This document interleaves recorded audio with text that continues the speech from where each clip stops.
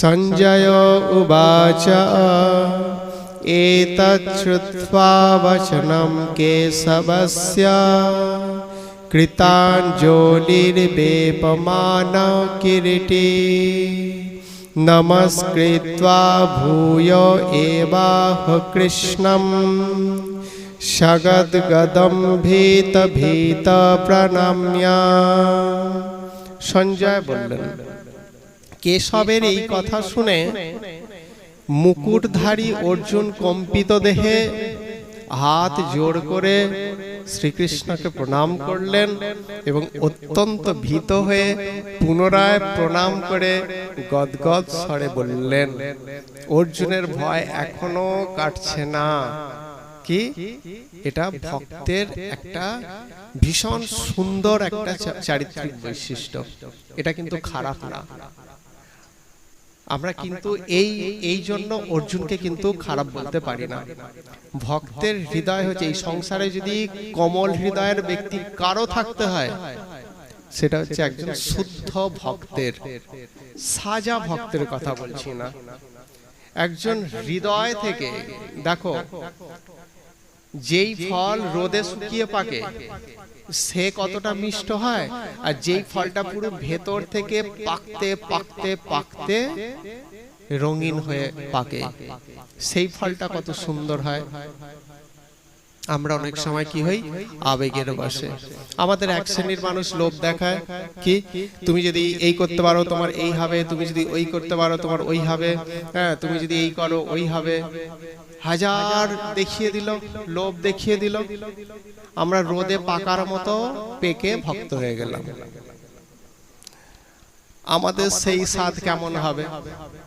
আর একজন ব্যক্তি ছোট থেকে নিষ্কাম, গীতার যে নিষ্কাম শিক্ষা, কর্তব্য জ্ঞানে করো, কি পাবে তার আশায় না, এই পুণ্য টুণ্য এগুলো পরিত্যাগ করো। আমি যদি তোমার সম্পত্তির আশায় তোমাকে ভালোবাসি, সেই ভালোবাসাটা খাঁটি হয়? নাকি তোমার সম্পত্তির দিকে আমার লোভ নেই, তোমার সেবা করাটাই আমার উদ্দেশ্য, সেই ভালোবাসাটা খাঁটি হয় বলো তো? সম্পত্তির আশায় আমি তোমাকে ভালোবাসি, তার মানে এটা ভেজাল, নকল, এটা ভালোবাসাই নয়। তাহলে এর পুরস্কার কি শ্রেষ্ঠ হতে পারে? আর তোমার কিচ্ছু চাই না।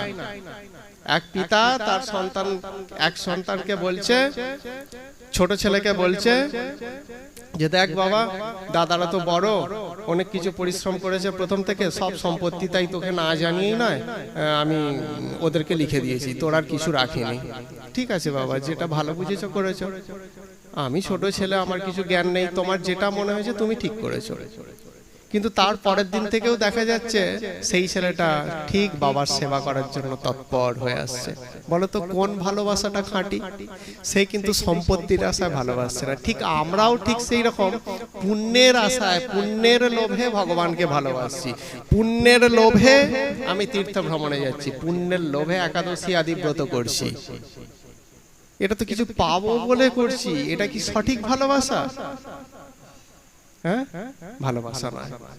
তুমি আমাকে কি দেবে না দেবে আমার দেখার দরকার নেই, আমি তোমার নিত্য সেবক, আমি তোমার সেবা করতে যাই, কি দেবে সেটা তোমার ব্যাপার, আমি কিছু চাই না। এটা হচ্ছে বিশুদ্ধ ভক্ত। অর্জুন ছিলেন ঠিক সেই রকম ভক্ত। সেই জন্য ভগবান কি করেছেন, অর্জুনের বিজয় ঘটিয়েছেন। অর্জুন বলছে আমি ভিক্ষা করে খাবো, তবুও এরকম যুদ্ধ করব না। ভৈক্ষমপি লোকে, আমি ভিক্ষা করে এই লোকে জীবন যাপন করব, তবু আমি এই সমৃদ্ধশালী রাজ্য, এদেরকে হত্যা করে আমি চাই না। কিন্তু কৃষ্ণ তাকে বলেছিলেন না, যুদ্ধ তোমাকে করতে হবে। এটা ভক্তের হৃদয়ের একটা কি বলতো, কোমলতা, কোমল ভাব। যদি এই সংসারে কারো হৃদয় কোমল হতে হয়, তো একমাত্র বিশুদ্ধ ভক্তের হৃদয় হচ্ছে সব থেকে কোমল। আমরা সেই বিশুদ্ধ ভক্ত হতে পারি না, তাই আমাদের হৃদয় কঠিন, সেটা আলাদা ব্যাপার। কিন্তু একজন প্রকৃত সত্যিকারের বিশুদ্ধ ভক্তের হৃদয় কিন্তু তার থেকে কোমল হৃদয় এই সংসারে আর কারো নেই। সেই জন্য অর্জুন এখনো ভয় পাচ্ছেন, মৃত মানুষের বুকেও তীর চালাতে ভয় পাচ্ছেন। কৃষ্ণ বলছেন যে আমি তীর চালিয়ে রেখেছি, মানে এদেরকে হত্যা করেই রেখেছি। এদেরকে হত্যা করেই রেখেছি, তুমি নিমিত্ত মাত্র, তুমি মৃত মানুষের বুকেই তীর ছোঁড়ো। কিন্তু তাতেও এতই হৃদয় কোমল তার, যে মৃত মানুষগুলোর বুকের ওপর তীর ছুঁড়তেও তার হৃদয় কাঁপছে, তার হাত কাঁপছে, ভগবানকে প্রণাম করছে, কিন্তু তার সত্ত্বেও তার হাতগুলো কম্পিত হচ্ছে। সেটাই এখানে বলছেন, সগদ্গদম ভীত ভীত প্রণম্য, ভীত হয়ে বারবার ভীত হচ্ছে আর ভগবানকে প্রণাম করছে। নমস্কৃত্বা ভূত এবাহ কৃষ্ণম, কৃষ্ণকে হ্যাঁ ভয় পেয়ে হ্যাঁ তাকে প্রণাম করছেন, এটা বলছেন। এরপর কি বলছেন দেখো, তাহলে ভক্তের চরিত্রের এখানে একটা বিশেষ গুণ পাওয়া গেল। সে মৃত মানুষের বুকে